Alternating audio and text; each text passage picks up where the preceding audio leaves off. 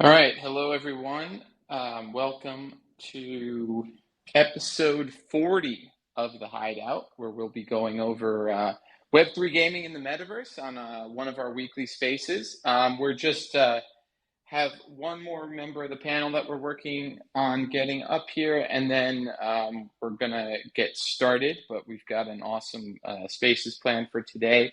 So just if you guys can just give us a second, work through some technical difficulties that it seems like we might be having, we'll get everything sorted and we'll get started.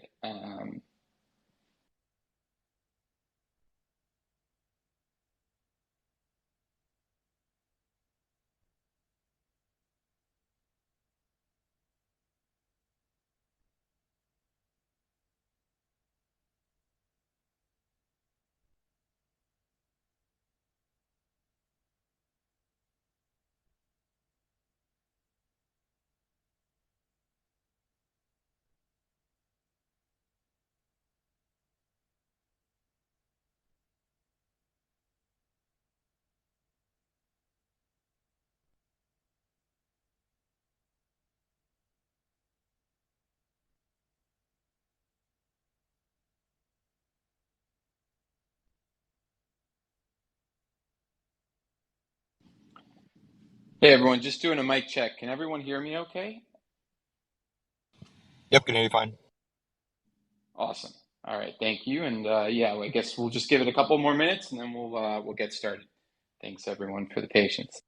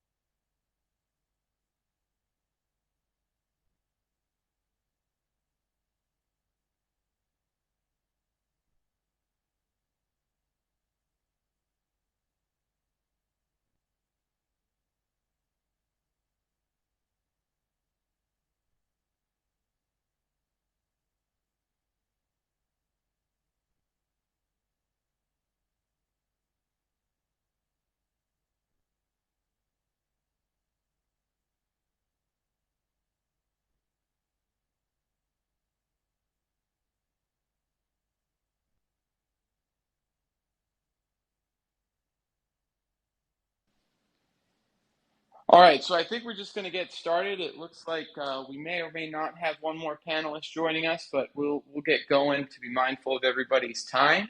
Again, just to give a quick introduction on myself, my name is Nick Frontera. I am one of the co-founders and CEO of Apollo Entertainment, the company behind the Satoshiverse and the Satoshi's Legions game that we've been developing for the last 2 years. Today, we're going to have an awesome space talking to some really great projects and speakers and innovators within the blockchain gaming space. So super excited to have everyone. For those of you who don't know about the Satoshiverse, we are a blockchain themed superhero universe, and we've been building a video game for the past 2 years called Satoshi's Legions. I'm not going to spend a ton of time talking about that today because I really want to focus on our speakers. But what I am going to do is I'll pin a tweet to the top so that you guys, if you want to check it out, if you're new to the Satoshiverse, you can check out the link and learn all about what we're building. We'd love to have you on at any point. Jump in our Discord and learn more. But the guests of honor today. So what we're going to do is we'll do some introductions of everybody. Tell us a little bit about what you're building, what you've got coming up, and then we're going to jump into some questions for the whole panel and then individual questions. But this will be just fun, light format. Kind of we'll take this wherever it goes, and but we'll have some structure along the way. So let's get started with Shardbound. Could you tell us a little bit about yourself and what you guys are building over there? It looks awesome. Yeah, thanks. Hi.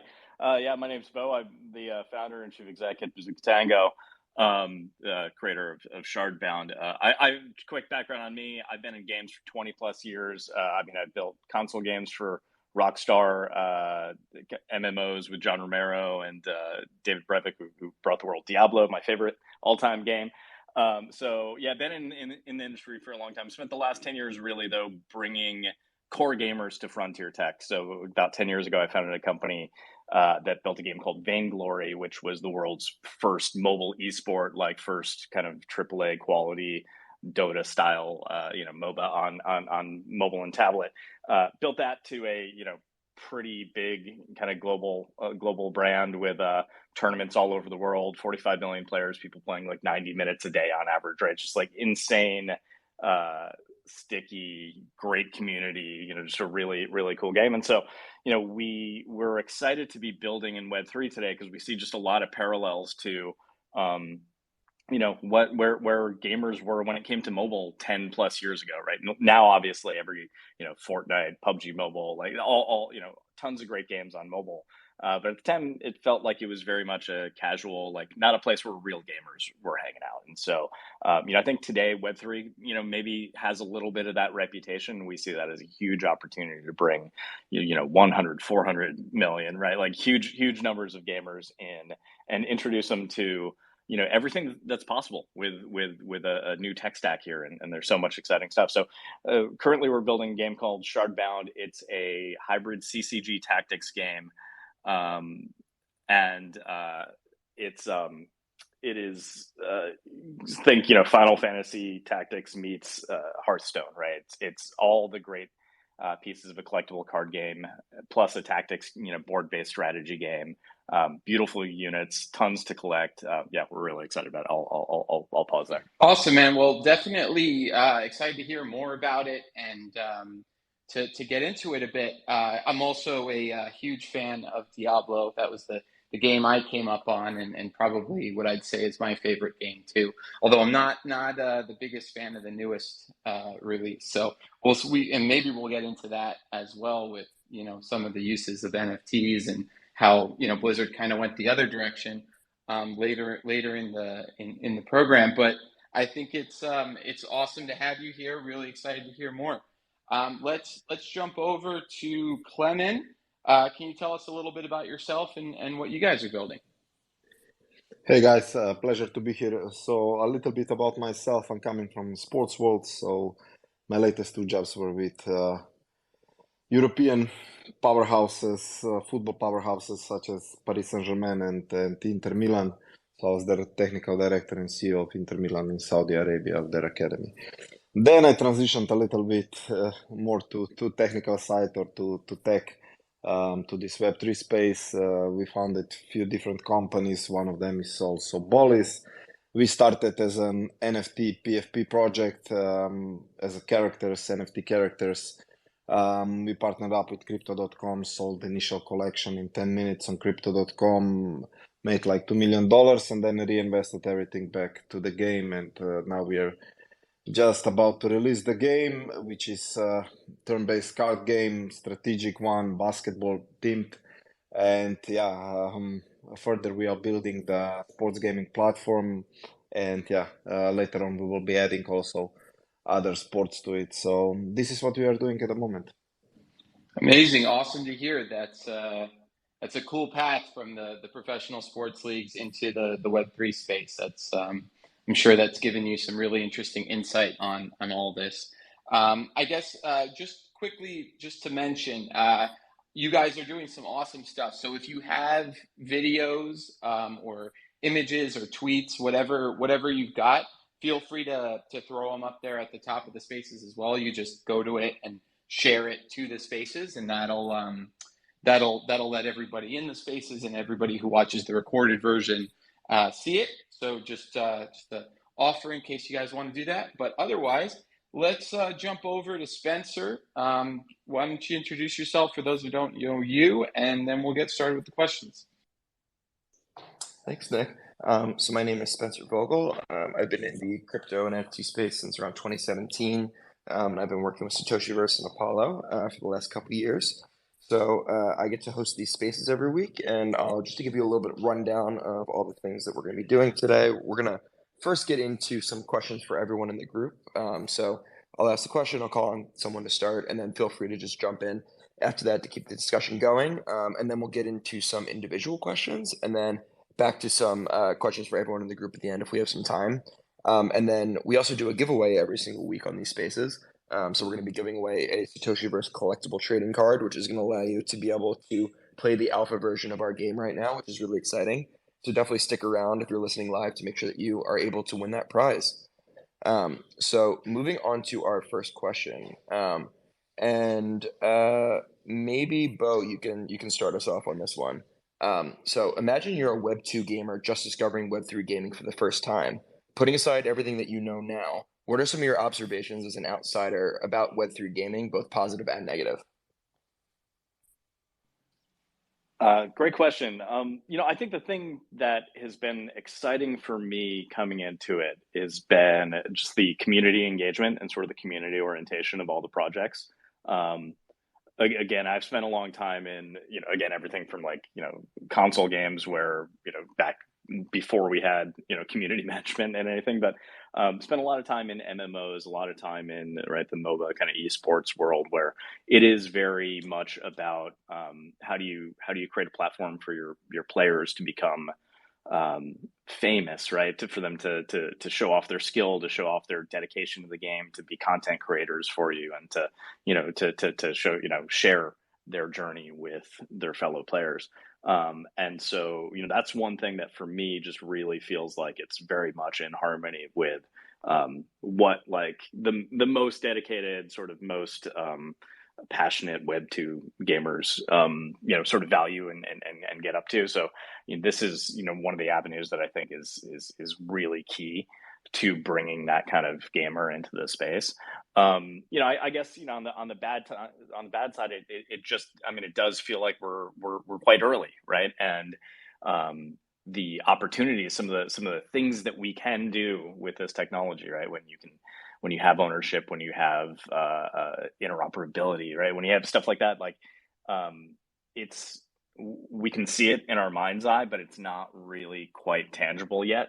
And so, I think we have a lot of work to do as an industry to continue building and to like actually turn this potential into really delightful experiences for players that give them something that does feel like they couldn't really do it or haven't seen it very often or at all in their Web2 gaming, and just really kind of blow people's minds from that perspective.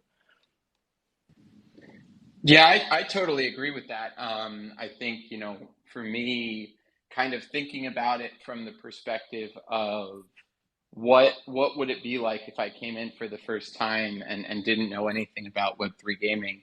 I think that even 6 months ago, I would have told you I probably would have turned around, right? I probably wouldn't have engaged with it too long, just because the tooling really hasn't been there for games to create very smooth experiences. And frankly, most of the games that were out just weren't great, right? There was just not a lot of fun and engaging games to play that came anywhere close to, the top maybe 50 on the Epic Games Store or what have you. So I think a lot has changed in the last 6 months, and a lot of stuff that's got me really excited personally. Seeing the tooling that's been put out for smoother onboarding. We see that you guys have the Shardbound has the immutable image. I think Immutable has done a great job with their passport wallet and some of the stuff that they've got in the pipeline to really break down some of those barriers to make it a more seamless experience. But you need a lot of things to improve still to have a seamless experience. And so I think, I agree. I think that at the end of the day, we have to really show them something new, something cool, something different, something that's going to excite them about Web3 gaming. While on the developer side and as an enthusiast, I think ownership of items and, what all that can mean is really the big draw. I do think there's additional layers that we have to focus on, because that, ownership layer may not be readily apparent and people may not really care that much, at least not early on. But, for me as a basic, just step one is to build a decent game that people actually want to play, regardless of it being a Web3 game.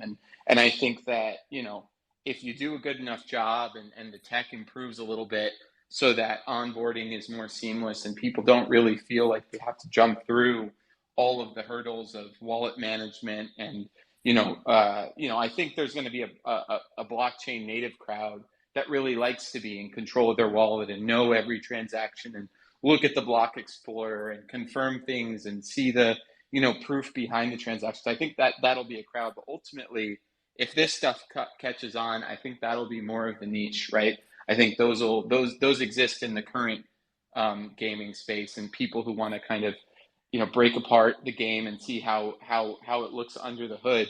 I think that'll exist on the blockchain side as well. But at the end of the day, it's a technology that provides capabilities, and I just don't think we're there yet.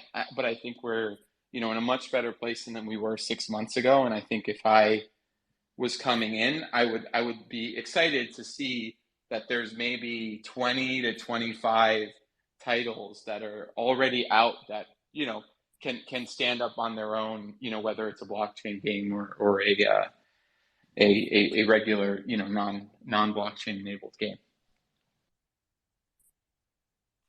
But right before we continue the conversation, Nick, it looks like Apex just got here. If you want to bring him up as a speaker. So I brought everybody up, but I wasn't sure which one was the account. But welcome. Thanks for being here. If you want to give a quick introduction of yourself and the Juice team, we'd love to have everybody hear about it. And then just to mention that if there's anything that you'd like to post to the top of the spaces, please feel free. But good to have you guys here. Hello. Thank you for having me, and thank you for having us as well and hosting this space. My name is Apex. I co-founded Juice Team and Juice News, and I also run operations for both organizations. Juice Team is basically a gaming organization with content creators. Right now, we have three as a content creation team. We have Kagi Jan, Pay to Play, and Bulldog. And essentially what we are is a gaming community as well. We have a really, really active gaming community in Discord where we just explore and play games every single day. Right now, our big thing is Arc World and MMORPG. So if you like MMORPGs and you guys want to hang out and play, come check us out. Juice Team is, I think, in the space here and on my bio. And Juice News is a gaming news platform, but focused on Web3 only. So you can find a lot of interviews, articles, videos on game overviews and gameplay videos as well on a lot of different games in Web3. So if you guys want to keep track of what's going on in this space, that's a good place to go to.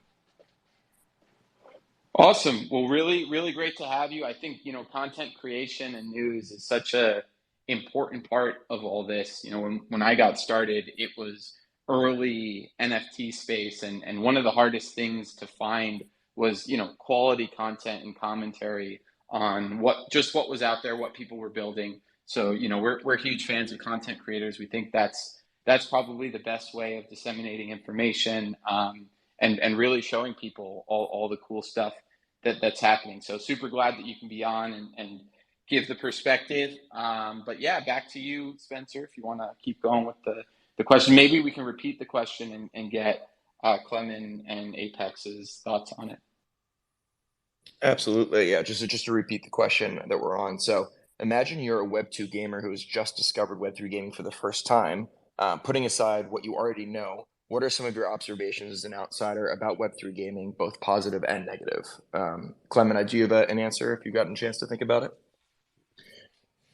Definitely, this seamless onboarding is something that is missing at the moment. Plus, the main thing, fun and engaging games. So we are trying to tackle these issues, these things. So hopefully, we'll be successful with our game. On the other hand, I can also say that Web3 gaming is pretty small at the moment. So we are just starting, all of us, and we should also think about going step by step. It's normal process, like my friend previously said that before that, like mobile games were not a thing, but now they are a big thing. So hopefully also this Web3 gaming will become a thing in next years. Yes. Apex, do you have anything to add to that?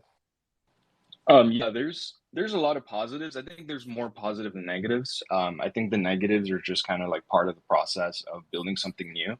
But of course, there's like the obvious, which is their education, right? A lot of people don't really know how to purchase a token or purchase an NFT. They know how to go to Coinbase, they know how to go to crypto.com and sign up and buy a token through there, but they don't really own anything, right? So in a way, they're kind of missing the idea of the whole technology where everything that you actually have is under your custody and not somebody else's. Right now, we still need a lot of education on that front. In this in this ecosystem, there's some games that you can actually play that have a lot of Web3 components to it and have a lot of replay value to it, and a lot of players are actually coming in that we don't really see it at a mass yet, but we have seen some Web2 players come in and join Web3 games, and they only know and join that game because they liked it, but they don't really know how to purchase the NFT. They don't know if they don't know how to go to OpenSea even and connect their wallets, right? And they don't really know. Sometimes it happens really often where they join a OpenSea website that's fake, right? Or they see some fake collections. Like there's a big gap in that education front. But a lot of positives is that you actually get to basically own the things that you purchase out front, right? So if you basically play a game for a year and maybe there's a new game that you want to play, you can cash out, maybe sell those assets and go to a different game. And then there's also the upfront of possible interoperability, right? So if you're playing an MMORPG, they might collaborate with another one, and you can use a sword from game one that you got in game one to use in game two, for example, right? So there's a lot of positives, and I think a lot of it is relevant to the Web2 player, where we already own skins, we already have a lot of this stuff. I personally spent hundreds of dollars in Valorant. I haven't played the game in a few months already, and I probably won't in the future anymore. So all that is gone, right? Versus now, they could implement some kind of blockchain technology where I can trade those skins, give it to somebody else who's dying for it, make it a little bit more scarce. And now I can just go to, a different shooter or another game that's more appeasing to me, or something that I want to put my time into. Yeah, we were kind of talking about before on that point, some of the recent shift away from, transferability of assets and player economies with some of these bigger games like Diablo 4, I think is my prime example of a game that, I think everything that was charming and made me love Diablo 2 is kind of absent from Diablo 4, in that, the player economy was such a big part of Diablo 2. And now, you look at a game like Diablo 4 where, one of the staples, I think, of games based on player economies loses that, and obviously makes a very conscious decision to go away from that. And to me, what that says is that we're going to have, I think, very different approaches to Web3 integration. And, I think that Web3 integration almost necessarily represents one side of that spectrum, with, I think, Diablo 2 kind of starting to move towards a little bit for an MMO, a little bit more on the other extreme of a closed system. And I think that, it's interesting to see titles. I mean, because you might see a series that's just not part of the design, right? That game economy is not really an important aspect of the design. And I think that's fine. I think there's a lot of games that's just not important. But when you start to see games like Diablo go in a direction that's more closed, it starts, in my mind, it makes things like Web3 more important, right? Establishing these standards of ownership and control, and making sure that people understand that they actually do own their assets, and what that means. Because, to me, Web3 components have to be very integral to the design of the game from the get-go, unless they're just aesthetics, right? If they have an actual purpose within the game, and ownership and transferability is part of it, I think you have to really specifically design for that. And so, it was interesting to see, even post-launch, the Blizzard team kind of go in a direction that was less player economy focused and more closed. And so, I wonder if that's going to signal more of a sentiment on whether we're actually going to see some of these bigger titles just completely avoid Web3, and maybe, they take that dive, they dip their toes in on a blockchain specific game that, may be a smaller part of their greater portfolio. It feels like this is going to be something that's very slowly moved into by the AAA studios. I don't know if you guys have any thoughts on that specifically, but that's the sense I'm getting just from seeing what some of them are doing. Yeah, I mean it's pretty rare that a company of that scale is going to be making rapid moves, right? And for us, in the startup space, this is exciting, right? This is how we grow. But yeah, I mean, I wouldn't really expect to see the Microsoft, Activision, Blizzard, sort of like behemoth, rushing headlong into Web3. I mean, look at how long it's taking people to get involved in mobile, right? And that's very well proven. But I think in the near term, what you will see are great new companies come up that embrace it, right? Like, I mean, I think also even just back to kind of the early days of free to play, right? And which is a very different economic model, probably pretty scary to a lot of folks. It took it took a lot of products being pretty successful in all over the globe before we started to see kind of ports of first party games or sort of like previously successful games, and even then the first MMOs to go free to play in the West, right? It wasn't World of Warcraft, not for a really long time, right? Like that was it was Dungeons and Dragons Online and games that maybe otherwise would have shut down, but found a new life and actually were able to kind of grow by continuing to sort of prove out the technology. So, but again, I think this is the exciting opportunity, right? Because into that chasm there, or into that void there, we got League of Legends, right? Right, which was I think game developers showing how you can use this kind of sort of new business model, new paradigm for like use it in a very player friendly way, and to command Legion community that sees what you're doing, likes what you're doing, and now Riot is. I mean, they're not like, it's not Blizzard's little brother, right, anymore. Right? They're a very full-fledged, most successful game in the world, and I think those are the opportunities that we get excited about when we see, the business models changing again, the technology is changing again, and opportunities for companies like ours to build an economy that is more player friendly, that like gives players what they want, that pushes back on some of the things that we've been stuck with in Web2 monetization, for instance, for a long time, right? And charts a course that is more exciting for players. And if you can do that, you get you get the eyeballs and time and attention and passion and loyalty and devotion of players all over the world. That's when you start to see existing companies come in once they realize that they're going to be left behind if they don't come along. Yeah, to piggyback off of the League of Legends thing, you would think it would be a no-brainer, right? A lot of the League of Legends skins that exist now are never coming up for sale ever again. So they are scarce in a way. So if they were to enable NFT trading and maybe put or skin trading and put in like a 10% fee on that, they would make like incredible amounts of money, right? Like that's a whole brand new revenue stream that they don't really have to be actively working on, right? They just build it and maintain it and they're good. But at the end of the day, a lot of these games, and this is a question that people ask all the time, it's like, why, if they're really popular and they can make money with NFTs and integrating this technology, why don't they use it? They're already winning. They already have a business model. They already have an audience.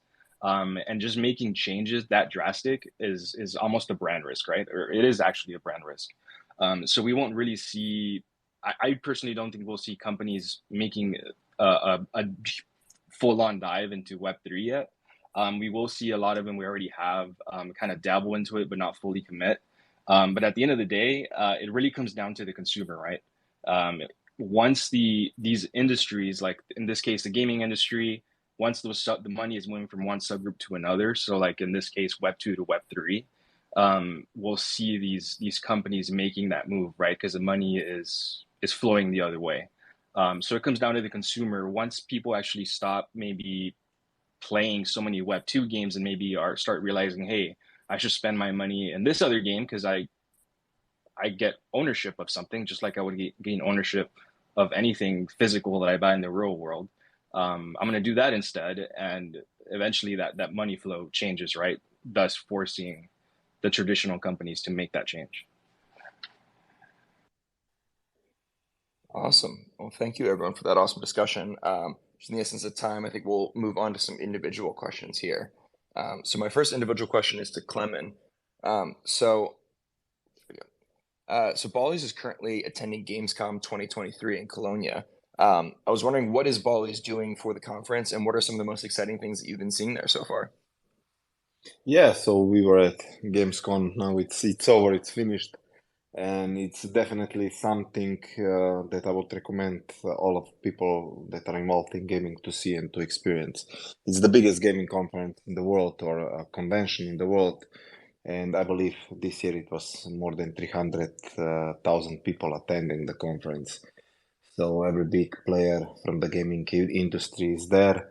And yeah, since we are also part of Blockchain Game Alliance, we came there, and we explore options, how we can grow our policy ecosystem, what we can do with some of those companies, players in the space, and also to give us the perspective how big or how small the Web3 gaming is, and how much potential is there. So yeah, definitely valuable experiences and insights from the convention like that. And yeah, I would say that there is an interest for Web3 gaming. It's also seen that with this, let's say, bear market, people are a bit scared or a bit more cautious. On the other hand, we can see, and probably we will experience this rapid growth in next years. But yeah, a lot of people are asking, a lot of people or companies are testing the waters. So there's definitely something to it. And yeah, it was, like I said, interesting experience and perspective of how big the gaming is and how big of the industry that is.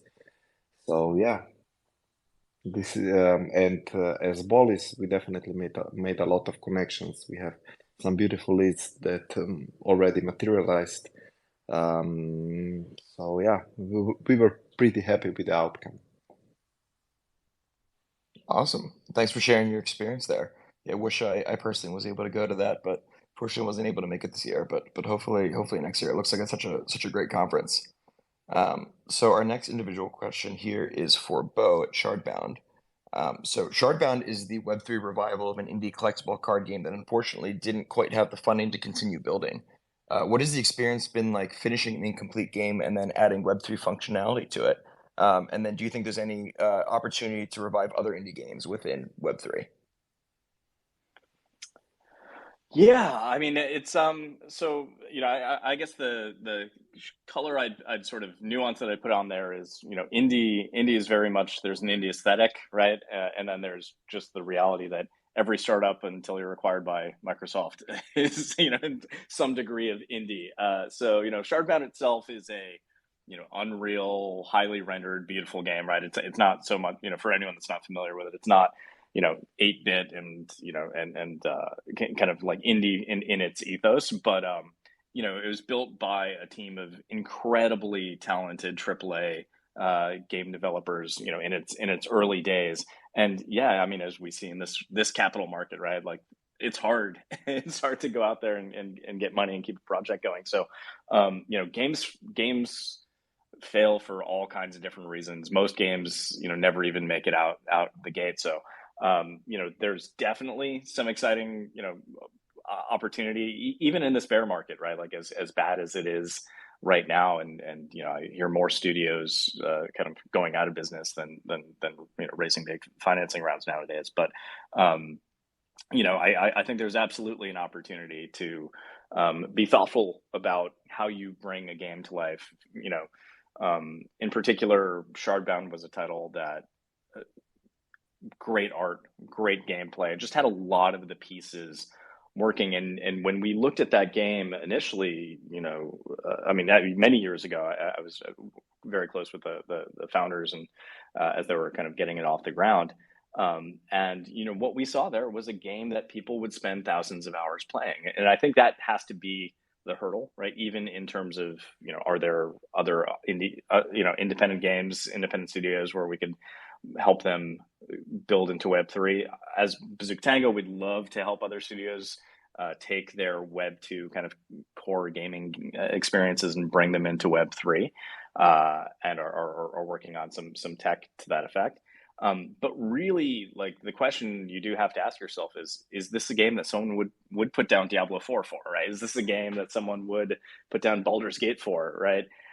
To play. And we think with Shardbound, we absolutely have, something that deserves to be in that conversation. So, it's been incredible getting to finish and really kind of carry on the labor of love that was that initial project, and bring that to fruition. And we've done it with the help and the stewardship of Immutable, and their game studios team, which has been an outstanding experience, right? As you mentioned earlier, their tech for bringing gamers into the Immutable Passport, to allow gamers very seamlessly to get into the game, get a wallet, set up and connected, has been, it's the right way to build a game for Web2 gamers. And, I think Immutable and the team that they've hired, and the expertise that they have, they've contributed a ton to the project. So it's been a lot of fun for us, both because we get to be excited about, building a great game, a great looking game, a great playing game, and something that's going to take all my time. But ultimately, a great partnership as well. And we hope to be able to do this many times over. Awesome. Thank you, Bo. So next is Apex. So what role do you see content creators playing in the growth of the Web3 gaming industry? I think content creators, and not just content creators, but just entities that make content as well, are integral. I think specifically even at this phase that we're in now, like I was mentioning before, there's a lack of sources that people can go to learn about what's going on in the space and how to use it, and what there is out there. So it's very important for us to have content creators that not only explore the space and show us what there is out there, but creators that you can trust, right? And creators that people can trust as a source. So, like, for example, Asmongold, right? You have him, who he explores a whole bunch of different games. He talks about MMORPGs. He talks about the history of it. He reviews games, all that kind of stuff. So when you have creators like that people really, really, really trust, it gives merit to the industry overall, right? Because now they're not just going to shillers, they're not necessarily going to just paid promotions for a game, but instead they're looking at genuine people that really, really enjoy the space or any particular game. And part of that also is pop culture, right? Like nowadays, people follow Pokimane, they follow Nate Shot, they follow all of these other content creators, and a lot of them come from like an esports background, and even more, right? Like people trust them even more because they connect with them, and they look at them every single day, and essentially that creates a community, right? That kind of like makes the whole industry flourish as a whole, right? So if you have creators, that's like a, how would you say it would be? It's like a huge plus for games, right? Because one of the things that the space could be doing a little bit better, and you've kind of seen it already, is collaborating with different content creators or different organizations where you have, even if they're small, they have a good following, they have active players. And maybe you're a small game and is looking for some kind of activity or some kind of like exposure. then why not integrate those brands or those creators into your game? Because, you know, at the end of the day, by doing that, you're also integrating their communities. So overall, I think, you know, I think the creators are very important for just educating the entire space, but then also bringing people that trust it and that know how to use it. And at the end of the day, community breeds community, right? So once you have all these different creators who have communities or entities, whatever it is, I think that's how you get the mass adoption, right?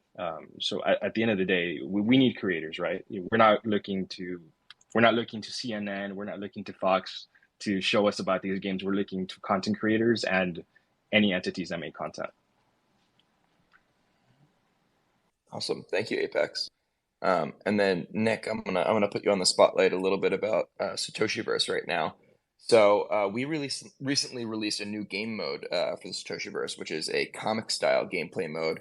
I was wondering what inspired the creation of that mode and what has the reaction been like from the community? Yeah, so you know, there were a couple things behind that, and you know, it was something that we were definitely excited about and had been playing with for a while. The project itself, the origins, you know, go back to October of 2020 or 2020, sorry, when we originally created the Satoshi the Creator hero with Jose Delbo, who, for those of you who don't know him, is now 89 years old, and he was a DC and Marvel comic artist for about 70 years, doing everything from, you know, Batman, Wonder Woman, the Transformers. Just if there was a hero, he probably did it at some point in his career.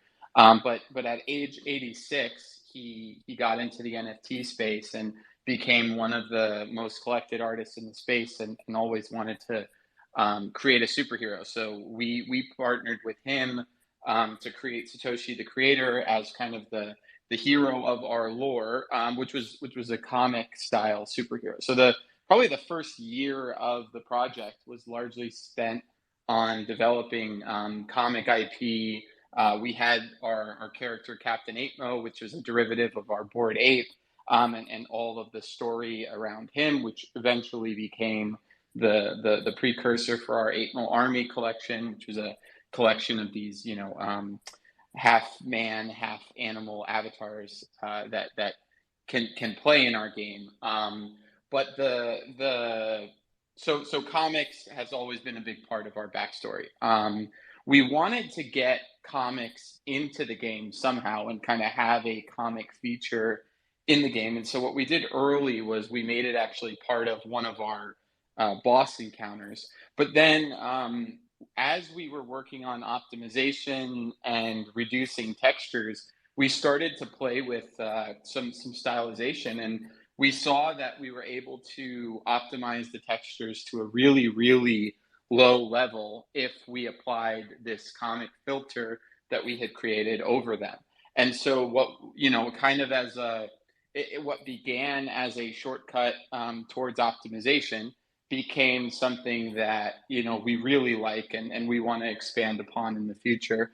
And so, yeah, it originally was something that we were testing in a more limited capacity. And then as we were testing optimization, it became, you know, a really cool feature to add that also opened access to a ton of people whose computers weren't, you know, good enough before to play the game on the higher graphics settings.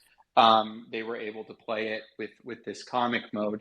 But what we're looking at trying to do later is going to be to have kind of a higher res comic book mode, because right now, if you play the comic mode, you'll see that, you know, it's not, it does, you can still kind of tell that the textures are reduced. And so we're definitely working on that as part of the optimization. But the goal will be to also have kind of a more polished, higher end comic mode that will you'll see a lot more detail, and you know, that'll be part of the story. And also we're looking at comic elements to the storytelling itself, whether it's cutscenes or, you know, little things that we can add to make the comic mode a bit more interesting, you know, as a standalone thing.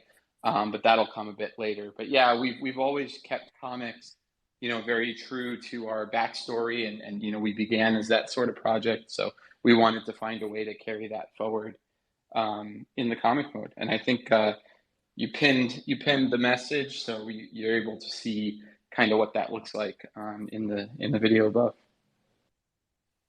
Awesome. Thanks, Nick. Yeah, as Nick said, yeah, definitely check out the gameplay mode if you want to see what it looks like in the pinned tweet. So moving on to our next question for everyone. So Apex, maybe you can start us off for this one. So there's quite a bit of talk about interoperability between projects. How do you see interoperability being achieved in the Web3 gaming space, and what does that timeline look like in your mind? I think we've already seen it. We've been seeing it since 2020. There's this ARPG called Lost Relics, which is in one of the earlier blockchains called Engine. The game is still alive, the blockchain not so much, but basically, that game specifically worked with other games where, let's say the other game had like this pet, then you can use that pet inside their game and it follows you around. Or they have a sword or like a character and you can be that character inside the ARPG. So we've already seen interoperability a lot. For some reason, it's kind of slowing down and it comes up every now and then, but the timeline is here, right? Like the time is now. It's relatively easy to do with the resources that we have now versus what we did before. And that's something that we do as well, right? So we already have like Juice Team skins in collaboration with other games, right? We have like weapons, wearables, skins. We have a lot of different things with different games. So as long as the games or whatever IPs you're trying to work with are open to the idea, then this is something that's super easy to do and that we should be seeing a lot more of, right? And that's a really good way to basically get communities to jump into those particular games, right? So let's say Juice Team has like 200 holders for their NFT, right? We work with like a game and then basically we airdrop like those wearables or those NFT skins that you can use inside those games specifically. And those people, yes, and you might have some speculators here and there, but it's a really good way to get players to go and jump into games, right? So we've already seen it. We just, for some reason, it hasn't really snapped yet in the way that I think it should. But basically, yeah, it's something that we can do already, and we've already seen. Yeah, I mean, I agree. Sorry, go ahead. No, go ahead. I guess what I was going to say is that, I agree. I think, since the very early days of the NFT space, collaboration has been such an important thing, I think, between projects. So there is kind of this real incentive to collaborate. It's a relatively niche market still. So, the pool of blockchain-enabled gamers who are still active and actually playing games, once you throw away the 95% probably that are bots, can be pretty limited. And so there is quite a bit of a network effect between communities, and there's a lot of members of communities that are members of many communities and play many games in the space. And so I think there's huge opportunities to collaborate. I think interoperability, which in my mind is a lot of, having one asset that does different or the same things in different platforms can be tricky. I think that before you see kind of wide spanning interoperability of single NFTs, you're gonna see a lot more of collaborative efforts. Creating a skin that works in another platform, or creating a new NFT that will work in their platform. But like you said, I mean, there's really no reason that you can't do it, right? There's the blockchain enables you to look out and see their wallet and see, hey, this person is a juice holder. I don't even need to airdrop them a new NFT. I could just create a skin and say, here's the representation of being a juice holder within the Satoshiverse. And in fact, we're currently working on something that does just that for our public release. So I think that's a no-brainer, right? Like that's something that we should all be doing, and we should really be looking at ways in which we can collaborate there. I think that once we start to see, better standards for models, for rigging, for all the different things that go into an asset being interoperable, and then the ability to call that asset is important, right? So like if I create an avatar in Unreal and I attach that 3D model to the token metadata and make it downloadable, which itself is a little bit of a hurdle. The game system, the partner project, needs to be able to look that up, call that, download it, and then represent it within its universe, which means that all the animations, all the different things that are in that game have to function with that asset. So when I think about true interoperability, which is having this, in my mind, the same representation of an asset within another world, I think that there are going to be opportunities to do that, especially if, for example, you've got two games building in Unreal using the default mannequin as their avatar model. Like that's pretty standard, and that's something that we do. We would probably be pretty easily able to collaborate with another game that also builds in Unreal, but there's still work to be done there. So you have there's third parties like Emergence and Ready Player Me that have started to kind of create that infrastructure and that standard. But I think it's going to be some time before we see kind of that true swappable assets, with the same NFT.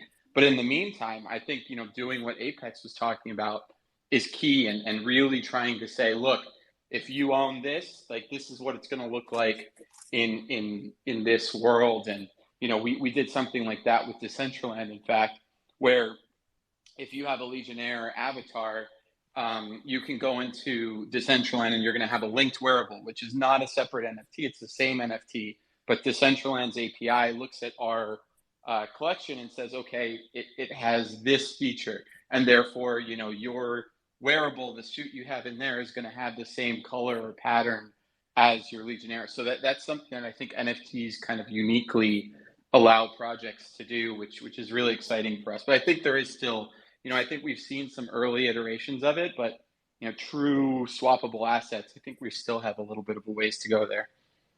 Yeah, I think part of it comes down to two things, right? The first one is a lot of games have kind of grown out of that, or in their head grown out of it, right? In terms of the space that they're in now, like if you're a certain size and vanity following, like on Twitter and things like that, sometimes they get their hits too big, right? They think they're like the best of the best, or they're kind of like too big to work with others. So they just want to keep to themselves. Part of it is that a lot of games are still building, so they're more focused on their scope of work and the things that they have on their roadmap before they kind of expand. But you can imagine like something like Star Atlas and Illuvium, right? That would be an insane collaboration. If you have an Illuvial in Illuvium, then maybe you can have that as a pet in Star Atlas. Like that would be incredible, right? I'm actually super excited to see that, because I have a crap ton of NFTs where it would be insane. I would have an NFT in every single game if they did that. Yeah, I mean, I'm pretty bearish to be honest on that prospect. Like I think every game is always building until it dies at this point, right? Unless it's a box product that you're going to ship off and put on the shelf someplace, which is not the future, right? It's so I mean, I don't see a world where for instance, Illuvium is not so busy building their own stuff that they're gonna work on interoperability directly with Star Atlas, and Star Atlas clearly still has a lot of work to do, right? So, and then I think from the IP perspective, right, there's a lot of stuff to work out. Right? I don't see. I mean, having worked with Marvel in the past, right? Like they're not going to want Illuvials running around unless there's a very high level, Bob Iger level kind of corporate collaboration, right? And so, I think for smaller projects, we'll see that stuff sooner, and certainly, the sort of collab airdrop, like how do we find smart kind of BD ways to partner, I think makes a lot of sense. But I think interoperability is going to take on a much more meta form. I think I think it's going to be a long time before we're seeing, again, alluvials running around in a Marvel NFT game, right? Like that's very, very far off. But I think that you can take things like, if you can start to tokenize different aspects other than just the 3D asset, and make that have utility in other worlds. That's a level that makes more sense to me as someone who's like, I mean, just having been in games for 20 years, like we don't generally cooperate that well, like, as we're all so busy on our own stuff and trying to be as performant as possible and eke out as, many milliseconds of frame rate as we can get. So I think that's a challenge on the technical side, but I am interested to hear about some of these platforms that are trying to tackle that. It's just that there's the technology piece, there's the IP piece. There's some real challenges there that I do think are going to take some time. Yeah, Yeah, I I think think, oh, sorry sorry, about that. sorry. Well, I think it depends on the game too, right? Like if you were to take a game like Fortnite, for example, works with a lot of freaking IPs, and a lot of them are games themselves. So if there's a game that maybe is a metaverse, then it would make sense, and it could be like a metaverse the size of Star Atlas, right, or Illuvium. Star Atlas and Illuvium have their own IP. They kind of have like their own lore and their own style, so it doesn't make sense for them to bring in like Mortal Kombat into their game, right? As an example, but basically if there's like a metaverse in Web3 that maybe wants to bring in alluvials into their game, then that's something that they can easily do, right? And maybe I have to buy that alluvial, and I don't care about alluvium, I don't really want to play it, but I'm going to go buy an alluvial so I can use it in your metaverse. So it just depends on the game itself and what they're open to and what their scope actually is. Yeah, that's fair. And to be sure, Fortnite has done an excellent job of bending its IP to be very inclusive. Yeah, I think, it's interesting, right?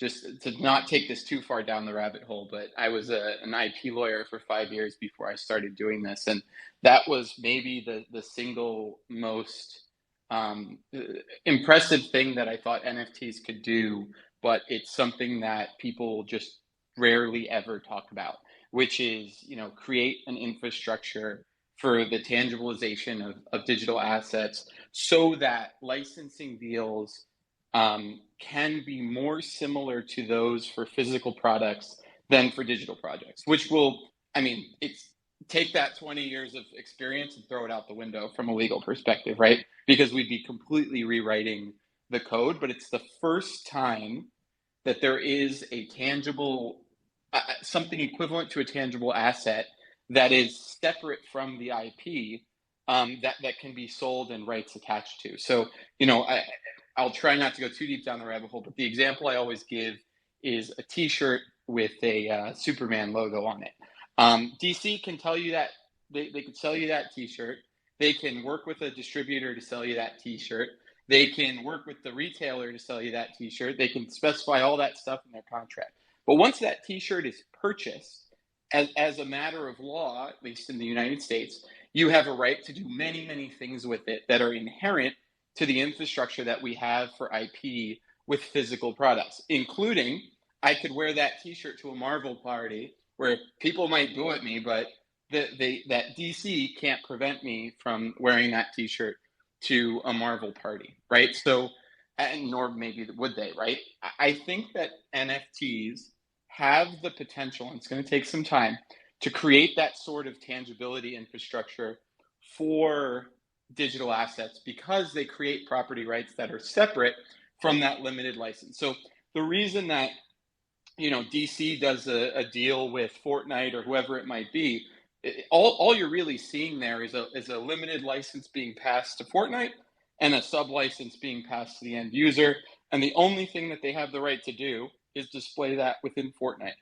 But I could see a world where for certain things, maybe it's just a wearable T-shirt, right, that you get wherever, and maybe it's a deal with a platform like Ready Player Me that's trying to build, interoperable avatar standards, where that wearable, where the licensing deal basically says that the T-shirt will be usable anywhere where Ready Player Me avatars can be incorporated. So a much broader licensing scheme that is possible because you're not dealing with a limited sub-license. They don't actually need to give anything more than a license to that creator in order to the Ready Player Me, in order to create that digital wearable. And then the hope, at least in my mind, is that we start to have those legal standards that attach to digital assets in that way. And I think that if we're ever going to get to a Ready Player One type of open metaverse, that's necessary. And I think that was the reason I quit my career and started getting into NFTs, because I think that idea that NFTs could just completely flip the way we think legally about digital assets is an exciting one. And when we talk about owning a digital asset, that really actually doesn't mean anything. What we're really talking about is the set of property rights that come with that tangibilization of a digital asset, right? And so that will also mean things for the IP space. And we're going to have to see how courts and regulators sort that out as it continues to be adopted and expands. But some of these licensors may have to look at it and say, look, this is a dollars and cents thing. Are we comfortable? If millions and millions and millions of people are willing to consume a DC wearable, but the condition is that it can be integrated into various different metaverses, and that's going to extend forward, they'll have to make a decision on whether they're comfortable with that, just like they would have to make the decision on whether they're comfortable selling a physical t-shirt. So I do think while you're right, you're definitely right that the current state is very far from that. I do think there's at least potential to see a very, very big flip in how we think about IP deals with digital assets. I'm sorry, I went way over. I took us past the hour. So, thank you to everyone who gave your time and was here and watching live. I do want to mention that we had some technical difficulties today. I know we got a lot of reports that people couldn't hear. I think it had to do with a new update that X pushed, but we were too deep into the space before we realized. So we know a lot of you are in there but aren't showing up. We are going to announce the giveaway. We were able to try to kind of scrape everybody from the server to get the giveaway results. But, for those of you who are watching the recorded version, hopefully that works out for you guys. And if it doesn't, we're going to be posting the recorded version like we normally do. So just bear with us on that. Thank you for all of you who joined live. And Spencer, if you want to announce the giveaway winner, then we'll wrap up with if any of you guys want to say anything to close, please do if you have anything coming up. But then we'll end the space. So the winner this week of our Captain Eat Mode Takes London Gold Rarity Trading Card, which is going to allow you to play our game right now in alpha, is OWD, Old White Dragon. Congratulations, and definitely send us a DM and we'll make sure to get you your prize. All right, back to you, Nick, to close out. All right, OWD, that's a name I've never seen before. No, I'm kidding. He's in the Discord every day and always participating. So big fan of you. Congratulations on the collectible. I'm sure you might already have that one because you're always around. But thank you to everyone. Again, check out all these awesome projects. Everyone's doing something a little bit different. Please give them a follow. Check out what they're building. And, I personally really hope to keep in touch with all of you as we move forward, because I really do think that that's going to be the way that all this works. So feel free to drop a line at the end, and then I'll close up the space. Thanks, everyone. I would like to say thank you again. I wish all of the projects all the best, and of course, check out ballis.gg and become part of also our community. Thanks again. Yeah, likewise, thanks everyone. Quick note: Shardbound is going into alpha testing next week. Pop over to our Discord server and say hello. Tell us that you were at the space and get a spot in our alpha. So looking forward to keeping in touch with everybody. Thank you. Thank you, guys. All right, thanks everyone. Take care.